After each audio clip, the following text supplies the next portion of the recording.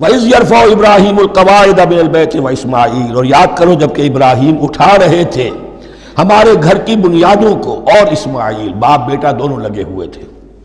یہاں لفظ جو قواعد آیا ہے اس کو نوٹ کیجئے، قواعد قاعدے کی جمع ہے اور یہ بنیادوں کو کہا جاتا ہے، اور اس میں اشارہ ہے حضرت ابراہیم اصل معمار اور بانی نہیں ہے کعبے کے، کعبہ بنایا ہے حضرت آدم نے۔ ان اول بیت وضع للناس للذی بمکہ، پہلا گھر۔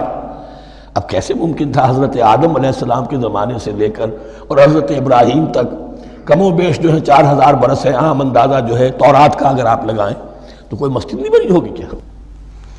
یہ پہلا گھر ہے، پہلا وہ گھر خدا کا۔ تو اس کی بنیادیں رہ گئی تھیں، باقی وہ امتداد زمانہ سے، اور چونکہ یہ سیلاب کا راستہ تھا، سیلاب کی وجہ سے وہ سب جو ہے دیواریں بہہ گئی تھیں، صرف بنیادیں تھیں۔ ان بنیادوں کو پھر وَإِذْ بَوَّأْنَا لِإِبْرَاهِيمَ مَكَانَ الْبَيْتِ، یہ سورہ حج میں جا کر مضمون تفصیل سے آئے گا۔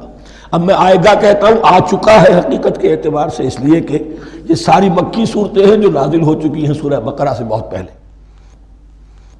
تو جب وہ ان بنیادوں کو اٹھا رہے تھے تو دعائیں مانگ رہے تھے، ربنا تقبل منا انک انت السمیع العلیم، اے رب ہماری اس کوشش کو، ہماری اس مشقت کو، محنت کو قبول فرما۔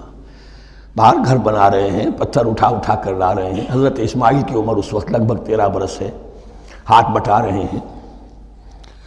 ربنا تقبل منا انک انت السمیع العلیم، اے رب ہماری اس کوشش کو شرف قبول عطا فرما، یقیناً تو سب کچھ سننے والا اور جاننے والا ہے۔ ربنا وجعلنا مسلمین لک، اور اے رب ہمیں اپنا فرما بردار بنائے رکھ۔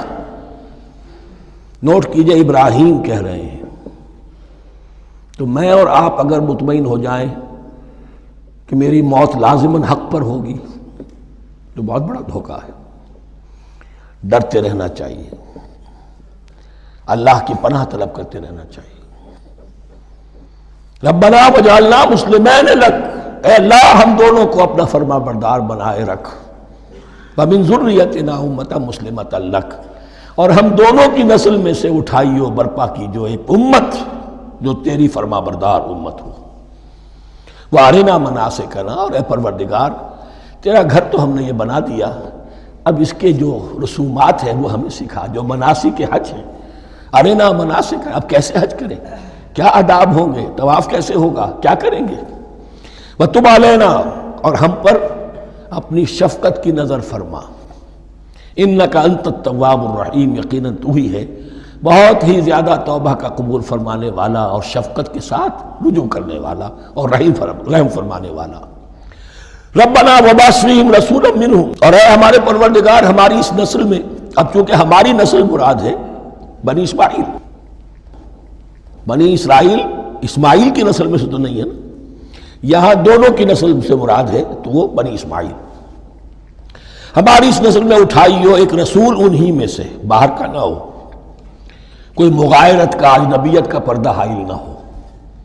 وہ کیا کرے، یتلو علیہم آیاتک، تیری آیات ان کو پڑھ کر سنائے، وَيُعَلِّمُهُمُ الْكِتَابَ وَالْحِکْمَةَ، اور صرف سنائے نہیں، تعلیم دے انہیں کتاب اور حکمت کی۔